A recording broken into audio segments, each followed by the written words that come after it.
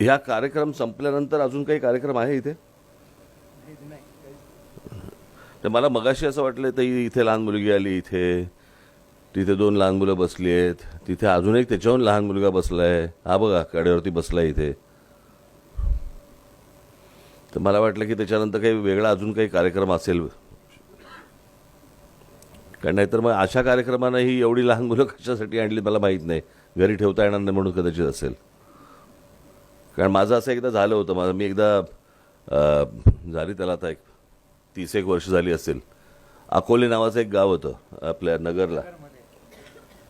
तिथे रात्री माझी सभा होती. त्यावेळेला ते आचारसंहिता वगैरे झंझट लागलं नव्हतं आणि थंडीचे दिवस होते, भयंकर थंडी होती. आणि ते असं अकोले गाव असं वरती आहे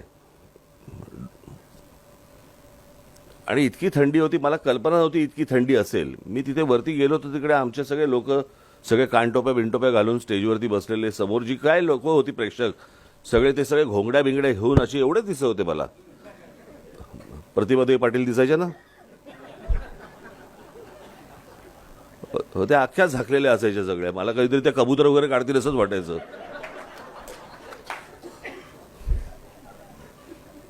त्यांना मी नाव ठेवलं होतं पदर टेरेसा.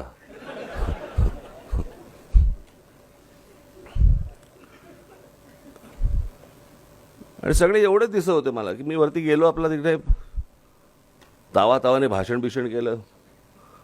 बरं, काही हसण्याच्या जागा असतात, टाळ्यांच्या जागा असतात, आतल्या टाळ्या वाजवत होते, फार तोंड उघडत नव्हते हसायला. आणि मी आपला साधा जब्बा लेंगा घातलेला हो. मग तिथे झेंडा आणि मी दोघेच जण फडफडत होतो. बाकी सगळे आतमध्ये आपले. सगळं माझं भाषण बिषण संपलं, सगळेजण राष्ट्रगीताला उभे राहिले, राष्ट्रगीत संपलं, सगळेजण खाली बसले. मला काय ना, म्हटलं काय रे सगळे परत का खाली बसले, नंतर पिक्चर आहे ना.